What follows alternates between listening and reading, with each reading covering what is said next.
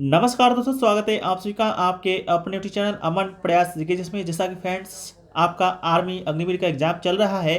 तो आज 30 अप्रैल को सेकेंड शिफ्ट में आपका दो ट्रेड का एग्जाम था। एक था आपका टेक्नीशियन, दूसरा था आपका ट्रेड्समैन। तो ट्रेड्समैन का हमने एनालिसिस जो कि करा दिया था। तो आप लोग का ही कमेंट बहुत सारा आ रहा था कि टेक्नीशियन के भी क्वेश्चन को लाया जाए, उसका भी एनालिसिस करवाया जाए। ठीक है, तो अभी मैं टेक के जो कुछ क्वेश्चन मिले हैं जो कि स्टूडेंट के द्वारा मंगाए गए हैं, उन सभी प्रश्नों के साथ उपस्थित हूँ। तो सभी प्रश्नों को देखेंगे, साथ में उनसे जो इंपॉर्टेंट एक्स्ट्रा फैक्ट्स को भी देखते चलेंगे। तो आप लोग वीडियो को लाइक कर दीजिएगा। चैनल पे अगर आप नए होंगे चैनल को सब्सक्राइब जरूर कर दीजिएगा। और हाँ, आर्मी अग्निवीर से जुड़े हर पल अपडेट के लिए चैनल को सब्सक्राइब कर नोटिफिकेशन बेल ऑल पर क्लिक भी कर दीजिएगा। ठीक है, तो चलिए हम लोग स्टार्ट करते हैं। तो पहला जो प्रश्न है वो पूछा गया है, आपका देखा जा रहा है कि भारतीय संविधान के किस अनुच्छेद ने अस्पृश्यता को समाप्त किया था। यानी कि अस्पृश्यता का जो अंत है आपका कौन से अनुच्छेद के अंतर्गत है जो कि प्रदान किया गया है संविधान में।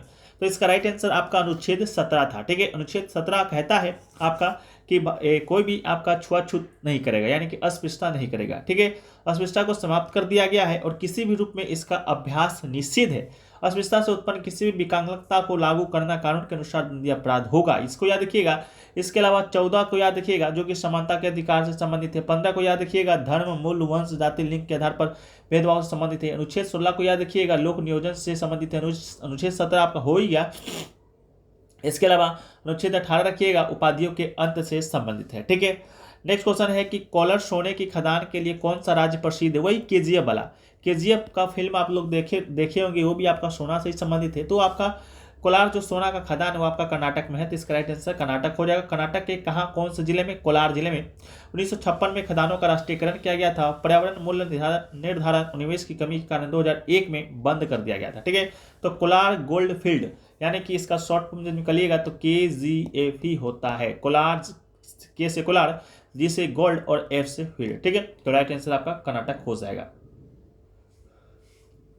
वीडियो में आगे बढ़े फ्रेंड्स, पहले बात कर लेते हैं टेक्स्ट बुक पे चल रहे दे दनादन सेल के बारे में, जो कि 27 से शुरू हुआ था और 30 अप्रैल तक चलना है। इस सेल के दौरान अगर इनका पास प्रो लेते हैं तो आपको मात्र 307 में और ईयरली का पास लेते हैं तो मात्र 219 में। इसके साथ ही कूपन कोड APG यूज कीजिएगा तो आपको 12% का एक्स्ट्रा ऑफ भी मिलेगा। इस सेल का सबसे बड़ा जो खास बात है कि प्रत्येक घंटा आप IPL का टिकट जीत सकते हैं और आपका अगर सिलेक्शन हो जाता है किसी भी एग्जाम में तो 100% इसका रिफंड भी ले सकते हैं। टेक्स्ट बुक के ऊपर आपका SSC का हो गया, बैंक हो गया, रेलवे हो गया, डिफेंस हो गया, या आपके स्टेट लेवल का एग्जाम क्यों ना हो, सभी एग्जामों का मॉक टेस्ट और PYQ आप यहाँ पर एक्सेस कर पाते हैं एक ही पास में। ठीक है, तो लिंक डिस्क्रिप्शन में दिया गया है, कमेंट सेक्शन में भी पिन किया हुआ रहेगा, तो आप लोग जाकर एक बार चेकआउट जरूर कर लीजिएगा। अगला जो क्वेश्चन पूछा गया था फ्रेंड्स, वो पूछा गया था वर्तमान में भारत के नए CDS कौन है, चीफ डिफेंस ऑफ स्टाफ कौन है। तो इसका राइट आंसर आपका लेफ्टिनेंट अनिल चौहान जी हो जाएंगे। ठीक है, वर्तमान में भारत के CDS आपके लेफ्टिनेंट अनिल चौहान जी है। ये भारत के सेकंड CDS हैं। फर्स्ट कौन था आप लोग मालूम था? बिपिन रावत जी, जिनका निधन आपका तमिलनाडु के कन्नौज जिले में हेलीकॉप्टर हादसे में हो गया था। इसके बाद अनिल चौहान जी को सेकंड CDS बनाया गया था। ठीक है, तो इसका राइट आंसर हो जाएगा। इसके अलावा नेक्स्ट क्वेश्चन है कि मार्च और अप्रैल में आंध्र प्रदेश में मनाया जाने वाला त्यौहार कौन सा है। मनाया जाने वाला त्यौहार की बात करेंगे तो अकॉर्डिंग टू ऑप्शन आपको चूज करना था, जिसका राइट आंसर आपका उगादी हो जाएगा। उगादी की जब हम लोग बात करते हैं तो हिंदू चंद्र सौर कैलेंडर, जिसे पंचांग भी कहा जाता है, के अनुसार नए साल के पहले दिन मनाया जाने वाला त्यौहार है। यह त्यौहार आंध्र प्रदेश, कर्नाटक, तेलंगाना, गोवा राज्यों में मनाया जाता है। हिंदू कैलेंडर के चैत महीने का पहला दिन आमतौर पर ग्रेगोरियन कैलेंडर के मार्च या अप्रैल के महीने में पड़ता है। ठीक है, अगला है कि सभी धर्म को साथ लेकर चलो, ये किससे संबंधित है? सभी धर्म को साथ लेकर चलो, ये संबंधित है आपका आर्य समाज से। आर्य समाज का स्थापना 1875 में दयानंद सरस्वती जी के द्वारा शुरू किया गया था। इसका उद्देश्य था सभी धर्मों को एक साथ लेकर चलना। ठीक है, ये दोस्तों आपका जीके का कुछ क्वेश्चन मिला था। अब हमें जीएस के कुछ क्वेश्चन को देख लेते हैं। जीएस के क्वेश्चन में पहला पूछा गया था शुष्क बर्फ किसे कहते हैं। तो आप लोग को मालूम होगा ठोस कार्बन डाइऑक्साइड को हम लोग शुष्क बर्फ के नाम से भी जानते हैं, तो इसका राइट आंसर ठोस कार्बन डाइऑक्साइड हो जाएगा। शुष्क बर्फ कार्बन डाइऑक्साइड के ठोस रूप का सामान्य नाम है। इसे शुष्क बर्फ कहा जाता है क्योंकि यह एक गीले तरल में नहीं पिघलता है। शुष्क बर्फ का उदात्तीकरण होता है, जिसका अर्थ है कि यह अपने ठोस रूप से सीधे अपने गैसीय रूप में जाता है। अगला है बर्फ का पानी बदलना कौन सा परिवर्तन है, यानी कि जो बर्फ होता है उसका पानी में बदल जाना कौन सा परिवर्तन है पूछा गया था। राइट आंसर आपका भौतिक परिवर्तन हो जाएगा। पानी को पुनः बर्फ में हम लोग बदल सकते हैं, अतः बर्फ का पानी बदलना एक भौतिक परिवर्तन है। ठीक है, इसके अलावा नेक्स्ट क्वेश्चन है कि लोहे पर जंग लगना कौन सा परिवर्तन है? तो लोहे पर जंग लगना आपका रासायनिक परिवर्तन है। जंग लगने वाले लोहे में रासायनिक परिवर्तन होता है जिससे परिस्थितियों को उलटकर शुद्ध लोहे के रूप में पुनः प्राप्त नहीं किया जा सकता है।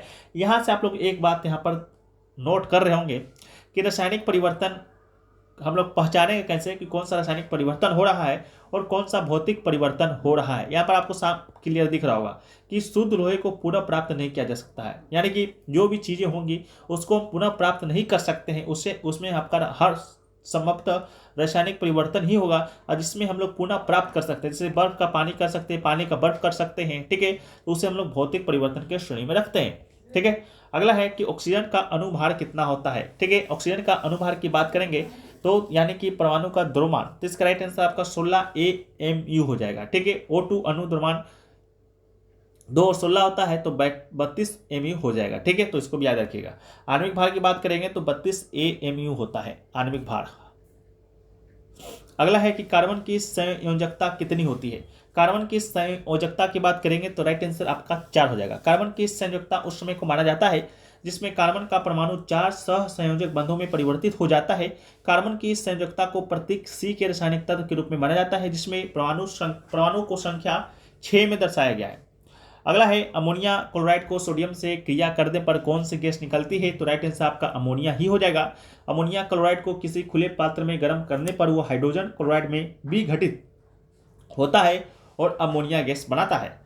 अगला है Mg को O2 पे जलाने पर क्या प्राप्त होता है, यानी कि मैग्नीशियम को हम लोग जब ऑक्सीजन के साथ जलाएंगे तो हमें प्राप्त होगा मैग्नीशियम ऑक्साइड यानी कि MgO। ठीक है, तो इसका राइट आंसर होगा इन 2 इलेक्ट्रॉनों को O2 आयन बनाने वाले ऑक्सीजन परमाणु द्वारा प्राप्त किया जाता है जिससे अपचयन होता है। जब Mg को ऑक्सीजन की उपस्थिति में जलाया जाता है तो यह मौलिक ऑक्सीजन के साथ अभिक्रिया करके मैग्नीशियम ऑक्साइड बनाता है। अगला है कि वायुमंडल में नाइट्रोजन की मात्रा कितनी प्रतिशत है। तो वायुमंडल में नाइट्रोजन की मात्रा की बात करेंगे तो 78% है। ठीक है, तो इसका राइट आंसर आपका क्या होगा 78% हो जाएगा। अगला क्वेश्चन पूछा गया था अभिसारी लेंस का दूसरा नाम पूछा गया था। तो अभिसारी लेंस का दूसरा नाम की बात करेंगे तो उत्तल लेंस इसका राइट आंसर हो जाएगा। ठीक है, उत्तल लेंस वो लेंस है जिसकी अपवर्तन सतह उल्टी होती है, उत्तल लेंस कहलाता है। उत्तल लेंस को ही हम लोग अभिसारी लेंस भी कहा जाता है। अगला है आपका MgH से कोई प्रश्न आया था। M का मान 1 kg, H का मान 1 M, G का मान 10 दिया गया था, W का मान पूछा था, तो इसका फॉर्मूला ही होता है M × G × H। तो 1 × 10 × 1 करेंगे तो 10 निकल कर आएगा, तो 10 जूल इसका राइट आंसर है।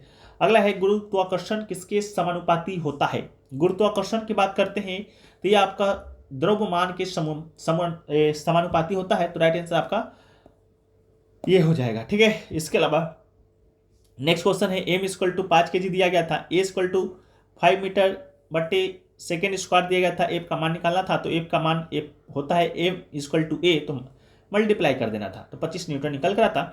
अगला है आयतन, आयतन का इकाई क्या है। आयतन का इकाई में 4 ऑप्शन दिया गया था, घन सेंटीमीटर, घन मीटर, घन डेसीमीटर और घन इंच। तो इसका राइट आंसर आपका घन मीटर इसका राइट आंसर हो जाएगा। ठीक है, एसआई प्रणाली में आयतन की लंबाई मीटर क्यों है।